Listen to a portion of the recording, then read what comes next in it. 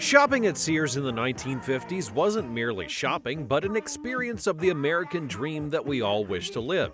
It was a store of endless possibilities. From candies to living room furniture, Sears had everything. This is what shopping at Sears in the 1950s was like.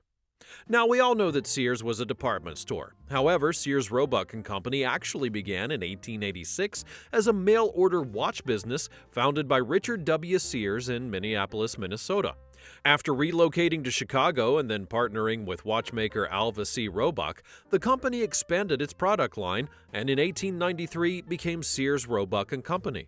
Sears then soon realized that rural Americans couldn't actually visit big cities frequently and lacked the ability to shop for everything under one roof, and I do mean everything.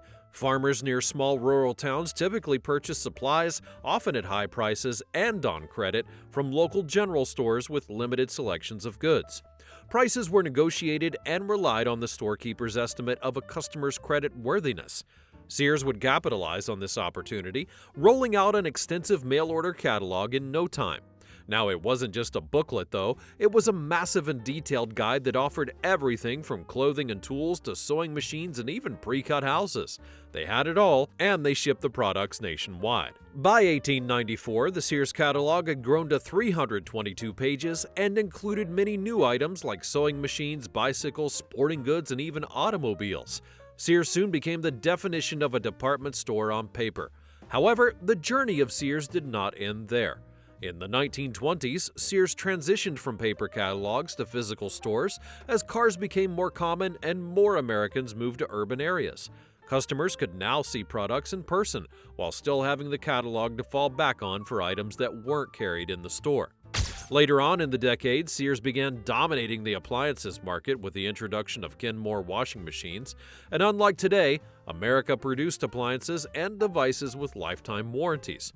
Sears would acquire Craftsman and turn it into one of their most successful and trusted in-house tool brands, renowned for its lifetime warranty and reputation for quality. By the end of World War II, Sears' sales had reached $1 billion and helped to push Americans into the suburbs. The Sears catalog became known in the industry as the consumer's Bible. The company also began selling to foreign customers after the American occupation of Greenland during World War II, as well as in the Philippines, amongst other places where locals ordered from catalogs left by soldiers.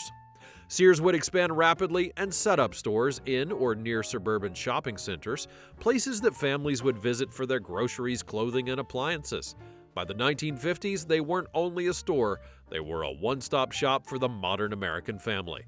Their departments covered everything from Kenmore appliances, Craftsman tools, die-hard car batteries, clothing for the entire family, furniture and home goods, and even financial services such as insurance. By the middle of the 20th century, Sears was the largest private sector employer in the United States, with stores anchoring malls and spreading rapidly. They designed their stores strategically to allow customers to navigate through the aisles without effort.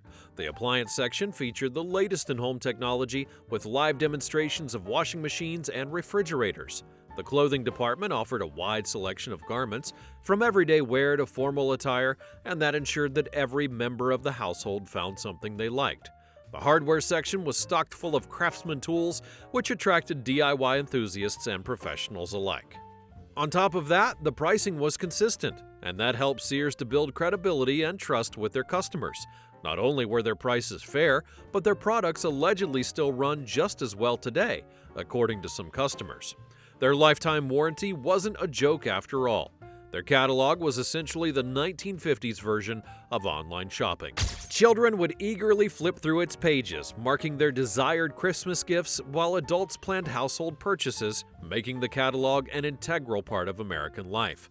Flipping through pages and marking their wishes became a timeless tradition that browsing a website just can't match. Sears Modern Homes, also one of their branches of business, were not as popular though. Between 1908 and 1940, they offered mail-order homes, providing all the materials and the instructions needed to build your own house. Over 70,000 of these homes were constructed across the United States, many of which are actually still standing today as a testament to the quality and innovation of what Sears offered. This initiative played a huge role in shaping the American suburbs. Sears saw great success and hit its prime in the 1970s. In 1974, they completed a 110-story Sears Tower in Chicago, which became the world's tallest building, a title that it took from the former Twin Towers in New York. Upon moving out of Chicago, Sears then sold the Sears Tower in 1988.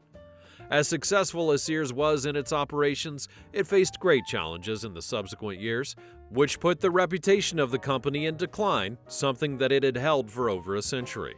The rise of competitors, shifts in consumer behavior, and the advent of online shopping eroded Sears' market share.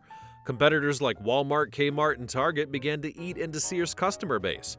These companies offered similar goods at lower prices, leveraging the growing appeal of discount stores. In the early 1970s, Sears made several strategic changes to expand beyond retail into other markets. For instance, they acquired Allstate Insurance in 1961, followed by Coldwell Banker and Dean Witter in 1981, and with these acquisitions, they were initially successful. They diverted the company's focus away from its core business of retail. By the late 1970s, some analysts felt that Sears had spread itself just too thin, especially when its original retail stores began showing signs of wear and tear. Although Sears produced high-quality appliances, customers in the 80s wanted to purchase smaller and cheaper products, despite the quality and the warranty. Eventually, shoppers were spending more time at the outdoor strip mall or shopping center, which catered to specialized tastes, and Sears' traditional role in the indoor shopping mall began to feel more and more outdated. The 1990s would mark a critical turning point for Sears. Although the company worked hard to rebuild its base, the situation just didn't get any better. The company's strategy had relied heavily on its mail-order catalog for a long time, but the digital age slowly diminished the need for printed catalogs. Sears, which had once been an industry leader in catalog sales, had now lost its edge as online shopping began to rise in popularity. By the 1990s, Sears had acquired a variety of unrelated businesses, those like Dean Witter, Discover Card, and Allstate Insurance, and while these companies were profitable, they distracted Sears from its main goal of potentially becoming the king of retail. Then, in 2004, Kmart acquired Sears in an $11 billion merger, and that merger was intended to create a stronger competitor to Walmart, but it largely failed to live up to expectations. The companies did have their issues. Kmart struggled with its own identity, and Sears, on the other hand, struggled to keep up with the modern pace. This acquisition would create a massive corporation, Sears Holdings, but it was unable to reclaim its former position in the retail market. In later years, the rise of e-commerce would make it even more difficult for Sears to get out of the trenches. Amazon and other e-commerce companies often provided customers with coupons that Sears could not. And by the 2000s, Sears physical stores were showing their age. Many were poorly maintained and the layout felt outdated. Furthermore, a lack of reinvestment in locations made it impossible for Sears to compete with the modern and clean stores of its competitors. As the company's sales continued to fall, store closures became a regular occurrence, and in 2018, Sears would file for bankruptcy, closing many of its stores with only a few remaining scattered across the United States. As of today, there are fewer than 20 stores in operation across the United States. Many of the locations are smaller and more specialized outlets, selling primarily appliances, tools, and a limited selection of clothing. The company does continue to focus on e-commerce, but it's far behind its competitors in that space. And that's how what was once America's most iconic and leading department store came to an end. Although shopping at Sears during the 50s was memorable, the traditional way of shopping came to an end and could never be relived again. What do you miss about Sears today? Let me know in the comments below, and don't forget to subscribe to the channel for more videos like this one in the future. Thanks for watching, and I'll see you next time.